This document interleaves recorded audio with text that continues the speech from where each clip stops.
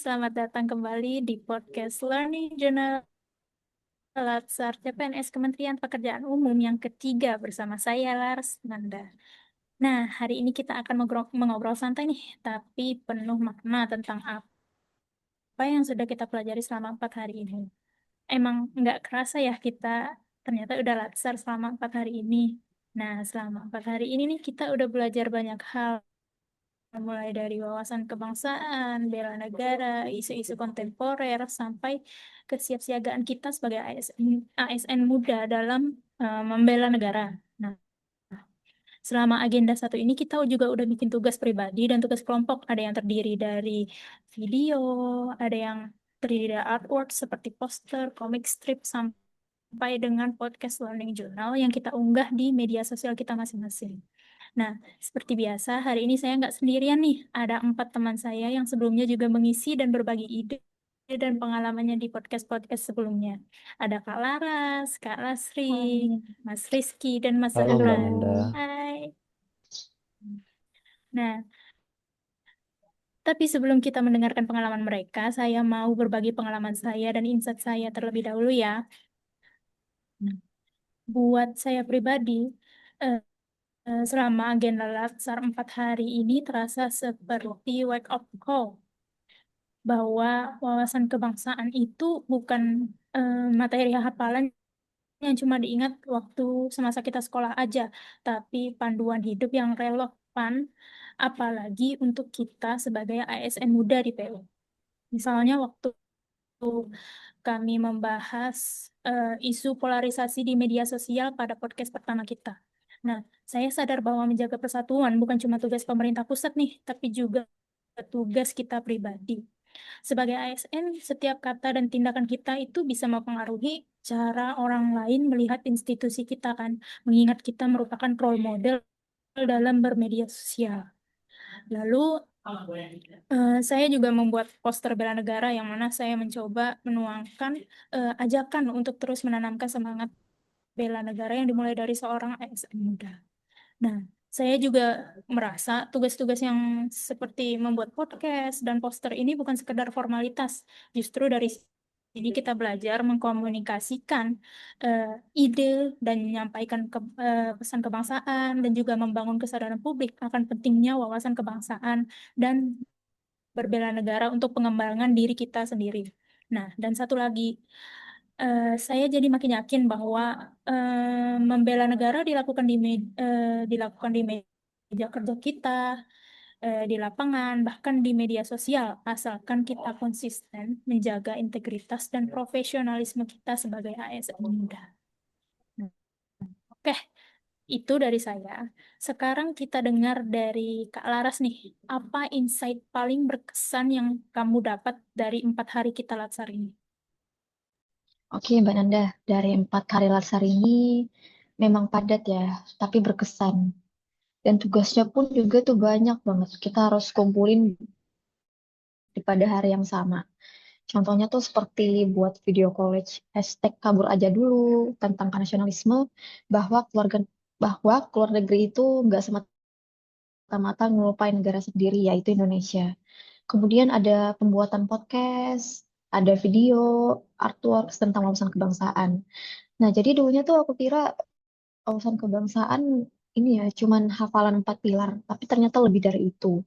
Kita diajak memahami bahwa wawasan kebangsaan itu adalah cara kita memandang bangsa dan negara dari berbagai aspek seperti ideologi, ada politik di dalamnya, ada ekonomi, sosial, budaya, pertahanan, bahkan keamanan. Nah, selain itu juga ada eh, bela negara ya, Mbak ya. Hal ini erat kaitannya dengan kesediaan berkontribusi sesuai peran dan profesi demi menjaga keutuhan, menjaga kemandirian, dan kemajuan bangsa. Nah, tentunya menurutku nilai-nilai ini sangat relevan banget sih untuk pekerjaan kita di Kementerian PU, karena pembangunan infrastruktur itu pada dasarnya berguna untuk mempersatukan wilayah dan memperkuat kedaulatan negara.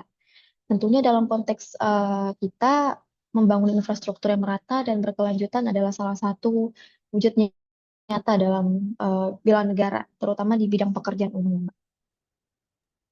Menarik sekali. Nah, kalau Kak Lasri nih sendiri, Apa yang paling melekat dari pembelajaran 4 hari kita?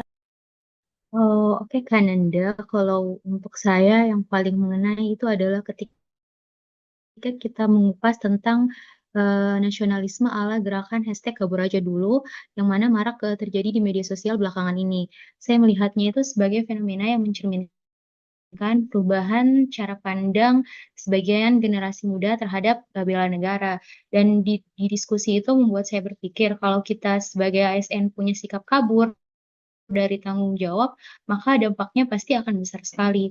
Padahal bela negara itu tidak selalu berarti angkat senjata, tapi bagaimana kita melaksanakan tugas dan integritas profesional dengan tepat waktu.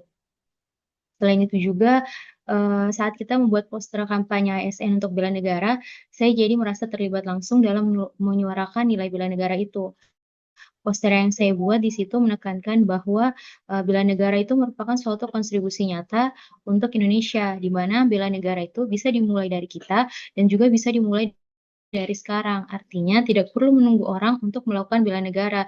Kita sendiri pun bisa memulai bela negara dari hal-hal kecil yang mungkin kita lakukan sehari-hari. Seperti misalnya kita menjaga ketertiban, menggunakan batik, seperti kalau kita di Kementerian PU itu menggunakan batik bebas setiap hari Jumat. Terus juga menggunakan media sosial untuk untuk menyebarkan hal-hal yang membangun atau hal-hal yang positif. Selain itu juga kita sempat membuat poster dengan tema Bangkit PU-ku, Jayalah Bangsaku. Artinya setiap pekerjaan kita sebagai insan PU itu akan selalu punya dampak besar terhadap kemajuan infrastruktur Indonesia. Mungkin dari saya itu aja, Kananda.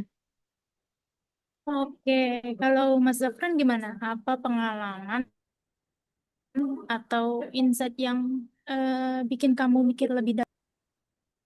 Oke, baik. Terima kasih. Ini ternyata, tapi juga tadi insight dari teman-teman sangat menarik. Kalau dari saya itu mungkin mirip seperti yang Clara sebelumnya ya, tidak mengira ternyata Maaf, wawasan keluar. Mas Zafran, mikrofonnya kecil sekali. Oh iya, maaf sebelumnya. Tadi saya dengar juga singkatan dari teman-teman, ringkasan atau pengalaman sebelumnya juga sangat menarik sih. Dan awalnya saya juga mikir seperti Kalaras. Kalau saya wawasan kebangsaan ini tidak luas. Malahan saya mikir lebih sempit dibanding Kalaras. Malah saya mikirnya itu kayak alah, ini pasti ini mirip-mirip kayak pelajaran zaman PKN zaman sekolah dulu ya. Paling sekitar pasal, kalau tidak ya bahas-bahas sejarah. Nah, tapi itu ternyata saya salah besar.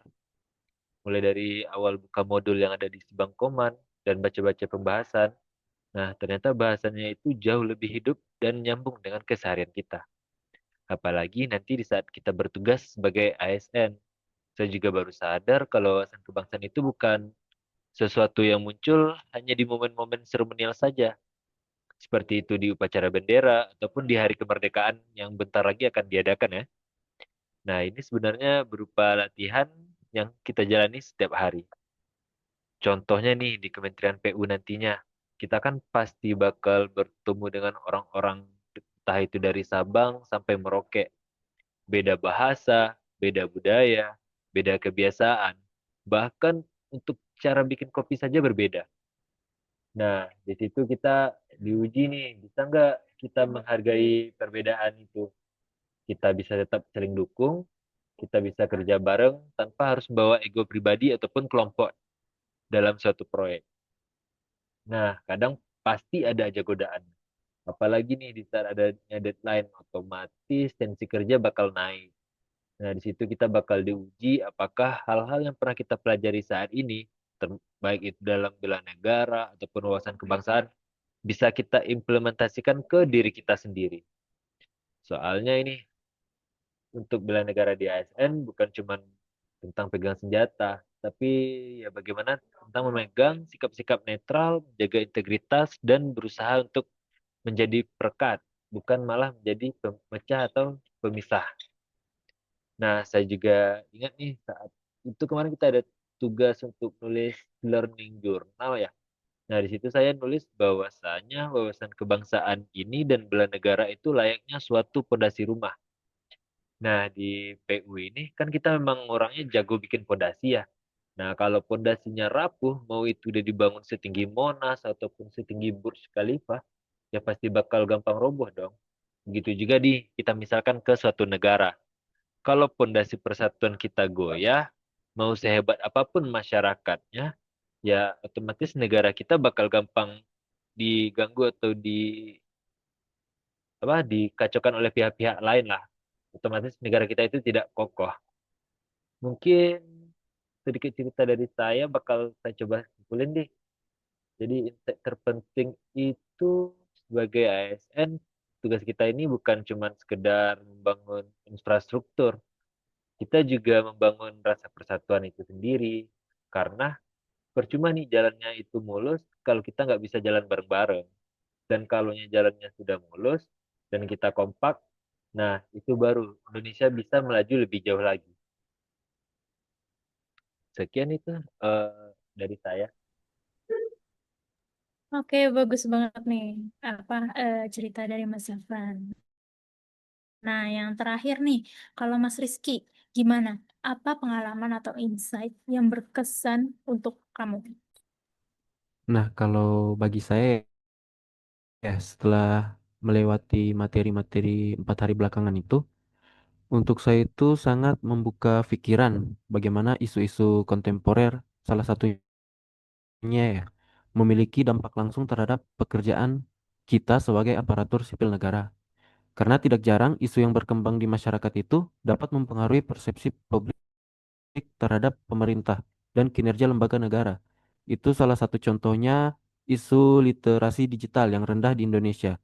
Kita sempat kemarin membahas di podcast sebelumnya bahwa maraknya berita bohong atau hoax itu yang berkembang di media sosial itu telah memecah belah masyarakat, memicu kesalahpahaman, bahkan menurunkan tingkat kepercayaan publik terhadap kebijakan yang sebenarnya dibuat untuk kepentingan bersama. Nah, selain itu, pengalaman saya saat membuat poster kemarin tentang kampanye bela negara juga menjadi momen refleksi. Saya mencoba mengaitkan pesan bela negara dengan semangat membangun infrastruktur yang berkualitas. Karena bagi sebagian orang, infrastruktur itu mungkin terlihat hanya sebagai proyek fisik. Namun bagi saya, infrastruktur itu adalah sarana pemerataan pembangunan, jembatan penghubung antar wilayah dan penggerak roda perekonomian rakyat. Infrastruktur yang baik bukan sekedar simbol kemajuan, tetapi juga wujud nyata dari komitmen negara dalam melindungi dan menyejahterakan rakyatnya. Nah, kesadaran ini membuat saya memandang pekerjaan sehari-hari saya dengan cara yang berbeda. Karena setiap dokumen yang saya susun nantinya, setiap data yang saya olah, dan setiap koordinasi yang saya lakukan, semuanya adalah bagian dari kontribusi nyata saya terhadap bangsa. Saya percaya jika setiap aparatur sipil negara memiliki semangat yang sama untuk mengaitkan tugasnya dengan nilai-nilai bela negara, maka kepercayaan publik akan tumbuh, kualitas layanan akan meningkat, dan Indonesia akan semakin kuat menghadapi tantangan zaman ke depannya. Sekian dari saya. Oke, berarti itu tadi sharing kita tentang apa yang sudah kita pelajari selama 4 hari ini. Nah, semoga apa yang kita obrolin hari ini bisa jadi pengingat buat kita semua bahwa wawasan kebangsaan dan bela negara adalah bagian tak terpisahkan, bukan hanya untuk ASN, tetapi juga untuk masyarakat Indonesia. Nah, terima kasih untuk teman-teman narasumber yang udah berbagi insight luar biasanya, dan terima kasih juga buat pendengar podcast ini. Sampai ketemu di episode berikutnya. Tetap semangat dan sampai jumpa.